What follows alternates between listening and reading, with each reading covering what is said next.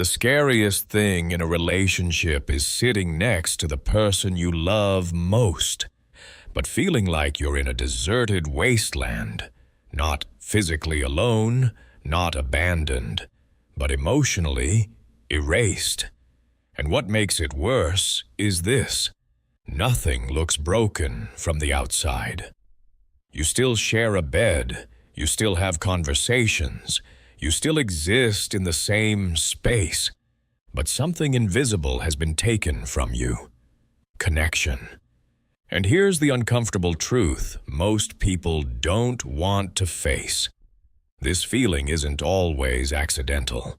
Sometimes it's engineered, because the most effective form of control is not loud, violent, or obvious.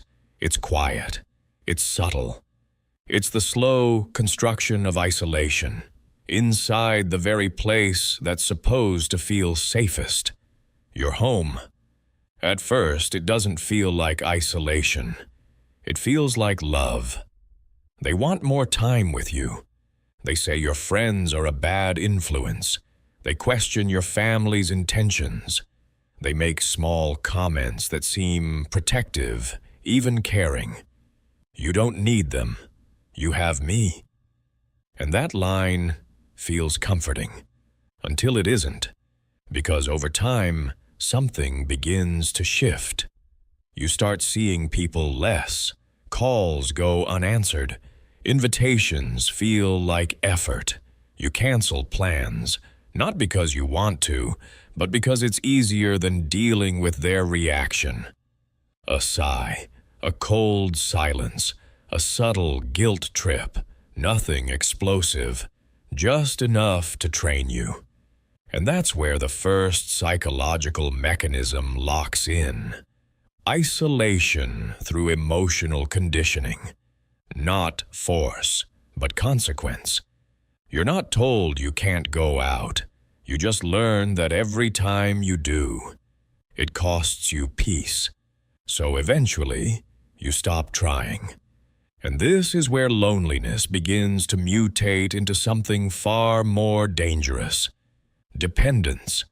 Because humans aren't designed to exist without connection, so when your world slowly shrinks, your brain does something terrifying. It redirects all emotional needs to the one person still left: them.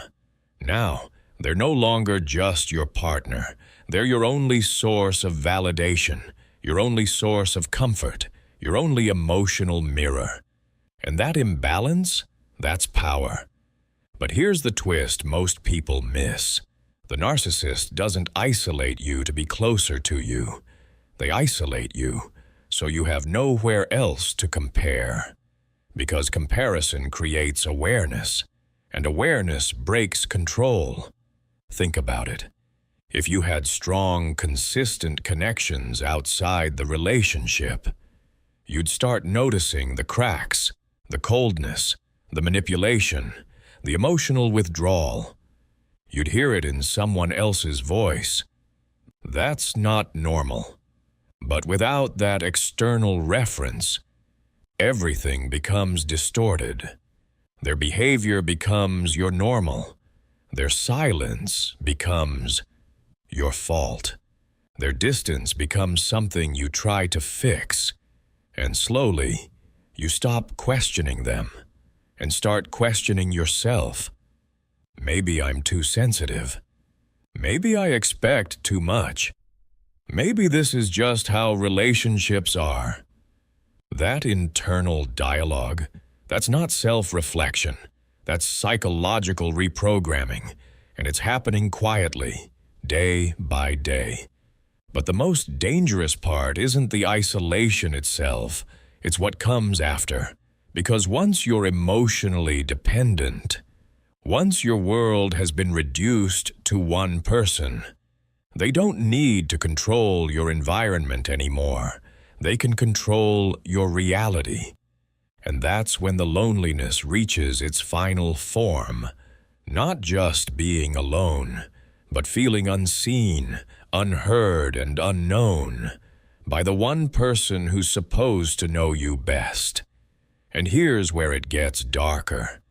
Because at this stage, they don't just isolate you from others, they begin isolating you from yourself. And that's where the real damage begins. Because once someone is isolated from the world, the next step is far more precise. They start rewriting your identity, not in one dramatic moment, but in fragments, small corrections, subtle contradictions, quiet dismissals. You say something that matters to you, they laugh it off. You express a feeling, they minimize it. You recall an event, they remember it differently. And suddenly, reality becomes unstable. This is the second mechanism, perception control. Not by forcing you to believe a lie, but by making you doubt the truth. Over time, you hesitate before speaking. You second-guess your own memories. You start editing your thoughts before they even leave your mouth. Not because you're unsure, but because you've been trained to be.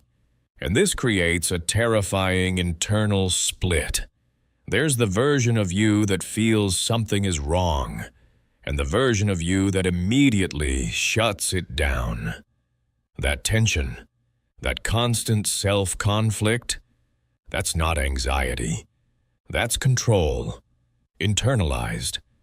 And once they achieve this, something shifts in the dynamic. They no longer need to isolate you actively. You begin isolating yourself. You stop sharing. You stop expressing. You stop reaching out. Because somewhere along the way, you learned that your voice doesn't change anything, and silence feels safer. But here's the part most people never talk about. The narcissist doesn't just remove your connections, they replace them with themselves, and only themselves. But not consistently, never consistently. Sometimes they're warm, attentive, almost the person you fell in love with. And just when you begin to feel that connection again, they withdraw, cold, distant, unreachable. And that unpredictability, it's not random, it's strategic. Because inconsistency creates addiction. Your brain starts chasing those rare moments of warmth, like rewards. You begin to tolerate longer periods of neglect, just to experience brief moments of closeness. And in doing so, something irreversible starts to happen. Your standards don't just lower, they disappear. Because now, love isn't measured by respect or stability. It's measured by relief. Relief that they're not cold today. Relief that they're paying attention. Relief that, for a moment, you feel less alone. And that's the trap, because the same person causing your loneliness becomes the only person who can temporarily relieve it. A closed loop, a psychological cage.